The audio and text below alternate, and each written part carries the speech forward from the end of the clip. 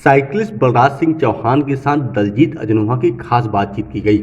इस अवसर पर बलराज चौहान ने बताया कि उन्होंने साइकिलिंग 2014 में शुरू की थी। उनको एक टांग में दर्द की तकलीफ हुई तो डॉक्टर ने उन्हें पूरी आयु दर्द निवारक दवा खाने के लिए कहा, तो उन्होंने दवा ना खाकर साइकिलिंग शुरू कर दी।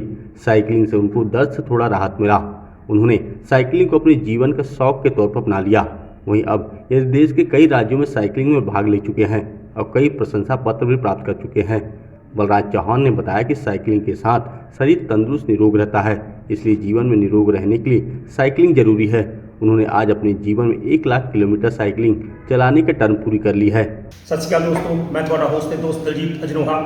साडी कोशिश रहती है भी जो भी कोई व्यक्ति समाज के रहते हैं किसी न किसी तरह की अचीवमेंट करता या लोगों की गल करता या हित की गल करता तो असीं उसनूं अपने मंच पर लिया गलबात करते हैं तो उसके संघर्ष की वो प्राप्ति उसकी गल करते हैं। अज इसे लड़ी के तहत असीं गल करांगे साइकिलिस्ट बलराज सिंह चौहान जिन्होंने अज अपनी जिंदगी के 1 लाख किलोमीटर जो साइकिल का पूरा कर लिया। स्टार्टिंग तो लैके असीं गल करांगे कि किस तरह वो साइकिल से आए तो किस तरह उन्होंने ज्वाइनिंग की साइकिल में हुण तक जो किहड़े उन्होंने अचीवमेंट्स लई कि बलराज चौहान आपके जी चौहान साहब तुसीं अज प्रैस कॉन्फ्रेंस की है, तुसीं अज साइकिलिंग का 1 लाख किलोमीटर जो तय कर लिया है तो असीं गल करिए थोड़ी पिछे चलिए तो तुसीं ये साइकिलिंग कदों शुरू की तो थोड़ा जिहा साडे जिहड़े दर्शक उन्होंने अपने लाइफ बारे भी थोड़ा ब्रीफ कर दो कि तुसीं किस तरह लाइफ कहने एजुकेशन तो किस तरह इतिहास। मैं 2014 में साइकिल चलाना शुरू किया सी और उस टाइम मैं साइकिल चलाना जोड़ा कि आम एक देसी पंजाबी जिन्होंने डंडे वाला साइकिल भी कहते हीरो लाइफ वो चला रहा सी। उस तो बाद फिर उन्होंने मैं 10-20 किलोमीटर चलाना होंदा सी। फिर मेरे थोड़ी जी प्रॉब्लम आ गई सी कि जिस तरह मेरे गोडा सी मैं जिम से थोड़ी एक्सरसाइज कर रही थी, थोड़ा खराब हो गया गोडा और मेरी जिदा लगाव बजन लग पाया, मैं लगा के चलने लग पाया। तो फिर मैं डॉक्टर को गया, उन्होंने मैनू रिकमेंड की मेडिसिन वगैरह लिया, 15-20 दिन महीना खाधियाँ। फिर मैं स्पैशलिस्ट को चल गया। आखिर मैं उन्होंने पूछा भी मेडिसिन में कितना चिर खावांगा जो ठीक हो जाऊँगा। उन्होंने मैंने कहा भी नहीं ये तो उम्र भर इदा ही खानी पड़ेगी और ठीक नहीं होगा। सिर्फ मैं है कि कहते जी सिर्फ पेन किलर आ। मैं उन्होंने डॉक्टर को सेम टाइम जवाब दिता भी इन्नी पेन मैं बर्दाश्त करता इस करके मैं मेडिसिन रहन देना नहीं खाता। फिर मैं इस साइकिलिंग को थोड़ा जिहा होर वधा लिया तो उस तरह मैंने थोड़ी लीफ मिल लग पई। इन टाइम कि मैं थोड़ा जिहा डिप्रैशन की मेरी प्रॉब्लम आ गई। मैं ग्राउंड 'ਚ वॉक कर जाता सी, वो भी मेरी बंद हो गई। जिस तरह डर लगना फिर मैं हौली हौली करदा जो साइकिलिंग मैं अपनी थोड़ी वधा ली तो अज तक वो जी प्रॉब्लम मैंने डॉक्टर ने उन्होंने कहा कि सारी उम्र पर मेडिसिन लैनी है, वो भी डिप्रैशन भी बंद हो गई और मेरी जी लत्त गोडा खराब हो गई थी वो भी बिल्कुल मैं ठीक हो गया।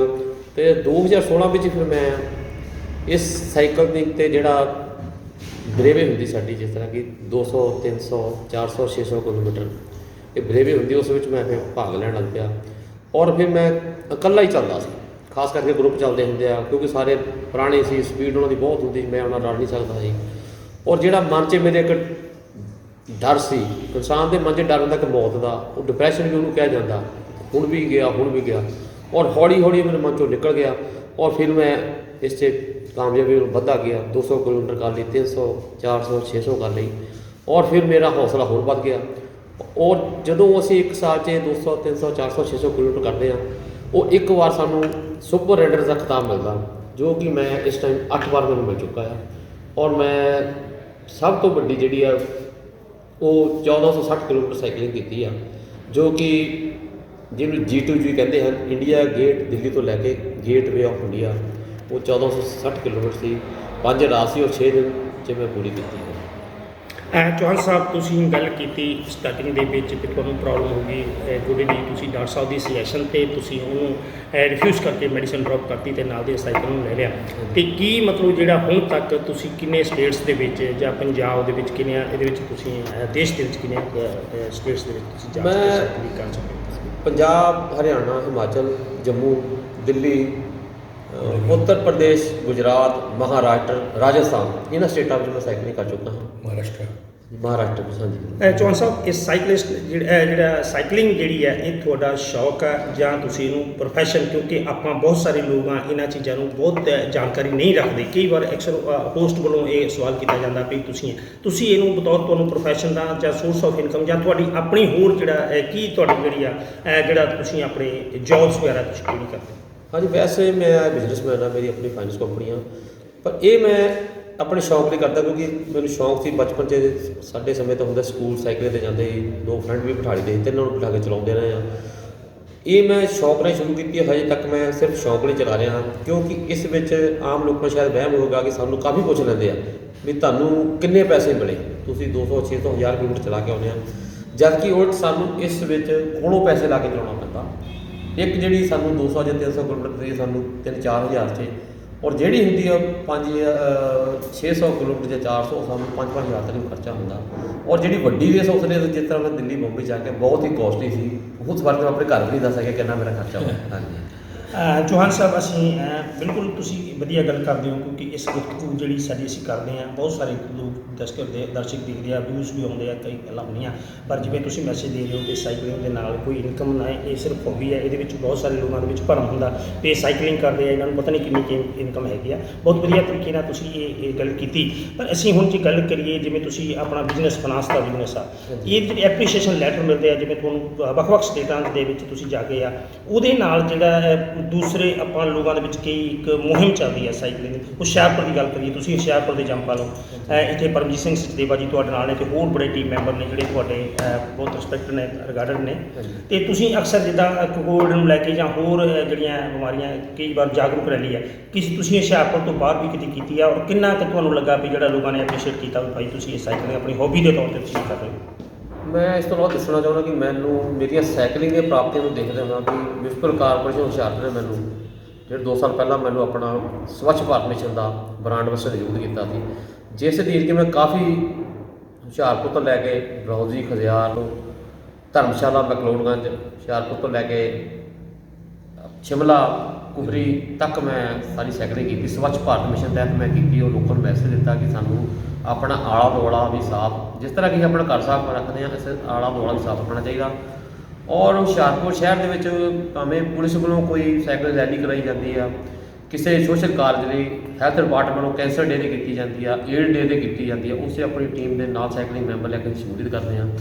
ਔਰ ਲੋਕਾਂ ਨੂੰ ਮੈਸੇਜ ਦੇਈਦਾ ਵੀ ਆਪਣੇ ਆਪ ਨੂੰ ਸਾਈਕਲ ਚਲਾਓ, ਰੋਕ ਜਾਓ। ਪਹਿਲਾਂ ਤਾਂ ਇਹ ਮੈਸੇਜ ਇਹ ਆ, ਜੇ ਅਸੀਂ ਤੰਦਰੁਸਤ ਹਾਂ ਤਾਂ ਹੀ ਸਾਡਾ ਸਮਾਜ ਤੰਦਰੁਸਤ ਹੋਏਗਾ। ਇਸ ਲਈ ਸਾਈਕਲ ਚਲਾਓ, ਰਨਿੰਗ ਕਰੋ, ਕੋਈ ਵੀ ਗੇਮਾਂ 'ਚ ਪਾਰਟ ਜ਼ਰੂਰ ਲਓ, ਆਪਣੇ ਨੂੰ ਫਿੱਟ ਰੱਖੋ, ਤੁਹਾਡਾ ਦੇਸ਼ ਫਿੱਟ ਹੋਗਾ, ਤੁਹਾਡਾ ਜਿਹੜਾ ਸਮਾਜ ਆ ਵਧੀਆ ਸਿਰਜਿਆ ਜਾਏਗਾ। ਚੌਹਾਨ ਸਾਹਿਬ, ਜਿਵੇਂ ਅਕਸਰ ਦੂਸਰੀਆਂ ਗੇਮਾਂ ਦੇ ਵਿੱਚ, ਫੁੱਟਬਾਲ ਦੇ ਵਿੱਚ, ਕਬੱਡੀ ਦੇ ਵਿੱਚ, ਐਥਲੈਟਿਕਸ ਵਿੱਚ ਬਹੁਤ ਸਕੋਪ ਆ ਲਾਈਫ ਦੇ, ਜਿਹੜੇ ਸਾਡੀ ਯੰਗ ਨੌਜਵਾਨ ਹੈਗੇ ਆ, ਉਹਨਾਂ ਨੂੰ ਇਸ ਤਰ੍ਹਾਂ ਕਿਹਾ ਜਾਂਦਾ ਕਿ ਤੁਸੀਂ ਇਹ ਕੰਮ ਕਰੋ ਤਾਂ ਵਧੀਆ ਪੋਜੀਸ਼ਨ ਹਾਸਲ ਕਰੋ, ਤਾਂ ਤੁਹਾਨੂੰ ਜੋਬ ਜਿਹੜੀ ਆ ਉਹ ਦਿੱਤੀ ਜਾਊਗੀ। ਕੀ ਸਾਈਕਲਿੰਗ ਦੇ ਵਿੱਚ ਕੋਈ ਇਹੋ ਜਿਹੀ ਜੋਬਸ ਹੈ, ਸਕੋਪ ਹੈ ਕੋਈ?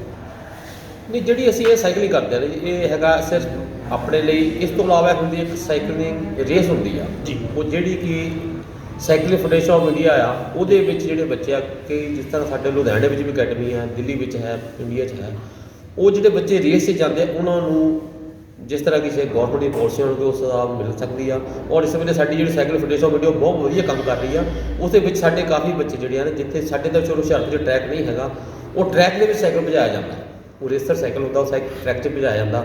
ਸਾਨੂੰ ਰੋਡ 'ਤੇ ਚੱਲਣਾ ਪੈਂਦਾ ਕਿਉਂਕਿ ਸਾਡੀ ਫਿਰ ਵੀ ਕਾਫੀ ਕੋਈ ਸੇਫਟੀ ਨਹੀਂ ਹੁੰਦੀ, ਬਹੁਤ ਰਿਸਕੀ ਹੁੰਦਾ ਆ।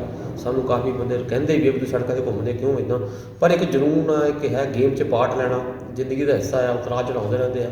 ਮੈਂ 2 ਵਾਰ ਮੇਰਾ ਐਕਸੀਡੈਂਟ ਹੋ ਚੁੱਕਾ, ਮੇਰਾ ਹਾਦਸੇ 'ਤੇ ਟੁੱਟ ਗਿਆ ਸੀ, ਸਿਰ 'ਚ ਸੱਟ ਲੱਗ ਚੁੱਕੀ, ਪਰ ਫਿਰ ਵੀ ਸਾਈਕਲਿੰਗ ਕਰ ਰਹੇ ਹਾਂ, ਪਰਮਾਤਮਾ ਦੀ ਕਿਰਪਾ। 1 ਲੱਖ ਕਿਲੋਮੀਟਰ ਪੂਰਾ ਕਰ ਲਿਆ, ਬੜੀ ਖੁਸ਼ੀ ਹੁੰਦੀ ਹੈ। ਚੌਹਾਨ ਸਾਹਿਬ, ਲਾਸਟ ਸਾਡਾ ਜਿਹੜਾ ਹੈ, ਜਿਵੇਂ ਅਸੀਂ ਗੱਲ ਕਰਦੇ ਹਾਂ ਸਾਈਕਲਿੰਗ ਨੂੰ ਲੈ ਕੇ, ਅਸੀਂ ਸਾਈਕਲਿੰਗ ਦੇ ਨਾਲ ਜਿਹੜਾ ਲੋਕਾਂ ਨੂੰ, ਸਾਡੇ ਨੌਜਵਾਨਾਂ ਨੂੰ, ਜਾਂ ਹੋਰ ਜਿਹੜਾ ਅਸੀਂ ਮੈਸੇਜ ਦੀ ਅਕਸਰ ਗੱਲ ਕਰਦੇ ਹਾਂ, ਲਾਸਟ ਵਿੱਚ ਮੈਸੇਜ ਦੀ ਗੱਲ ਕਰਦੇ ਹਾਂ, ਤੁਸੀਂ ਕੀ ਕਹਿਣਾ ਚਾਹੁੰਦੇ ਹੋ?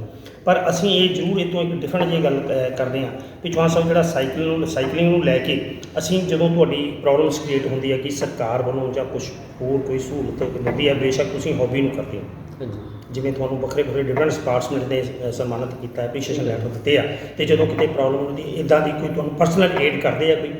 ਨਹੀਂ, ਬਿਲਕੁਲ ਨਹੀਂ। ਇਸ 'ਚ ਦੇਖੋ, ਮੈਂ ਤੁਹਾਨੂੰ ਹੋਰ ਦੱਸਣਾ ਚਾਹੁੰਦਾ ਕਿ ਮੈਂ ਇਸ ਤੋਂ ਇਲਾਵਾ ਅਮਰੀਕਾ ਵਿੱਚ ਰੇਸ ਹੁੰਦੀ ਹੈ, ਇੱਕ ਰੇਸ ਅਕਰੋਸ ਅਮਰੀਕਾ, 5000 ਕਿਲੋਮੀਟਰ ਤੋਂ ਜ਼ਿਆਦਾ ਰੇਸ ਹੁੰਦੀ ਆ। ਇੱਕ ਸਾਈਡ ਤੋਂ ਅਮਰੀਕਾ ਦੂਜੀ ਸਾਈਡ ਜਾਣਾ ਹੁੰਦਾ, ਔਰ ਉਹਨੂੰ ਕੁਆਲੀਫਾਈ ਕਰਨ ਲਈ ਸਾਨੂੰ ਇੰਡੀਆ ਵਿੱਚ ਰੇਸ ਹੁੰਦੀ ਹੈ 600 ਕਿਲੋਮੀਟਰ ਤੋਂ ਪਲੱਸ ਹੁੰਦੀ ਹੈ, 610 ਜਾਂ 20। ਉਹ 2 ਸਾਲ ਪਹਿਲਾਂ ਮੈਂ ਉਹ ਰੇਸ ਜਿਹੜੀ ਆ 32 ਘੰਟੇ ਮੈਂ ਦਿੱਤੇ ਸੀਗੇ, ਮੈਂ 28 ਘੰਟੇ ਕੁਛ ਮਿੰਟ 'ਚ ਕਰਕੇ ਪੂਰੀ ਕਰ ਚੁੱਕਾ।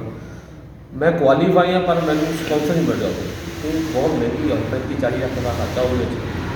ਜਿਹੜੇ ਬੜੇ ਇੰਜੀਨੀਅਰ, ਡਾਕਟਰ, ਉਹਨਾਂ ਤੋਂ ਕੰਪਨੀ ਸਪਾਂਸਰ ਕਰ ਦਿੰਦੇ ਆ, ਪਰ ਸਾਡੇ ਜਿਸ ਤਰ੍ਹਾਂ ਸ਼ਹਿਰ ਉਹ ਕੋਈ ਵੱਡੀ ਇੰਡਸਟਰੀ ਜਿਹੜੀ ਹੈ ਵੀ ਤਾਂ ਕੋਈ ਸਰਕਾਰਾਂ ਦੇ ਇੱਕ ਪਾਸੇ ਨੇ ਕੋਈ ਸਾਨੂੰ ਸਪਾਂਸਰ ਨਹੀਂ ਮਿਲਦਾ, ਇਸ ਕਰਕੇ ਮੈਂ ਖੁਦ ਇੱਥੇ ਬੈਠਾ।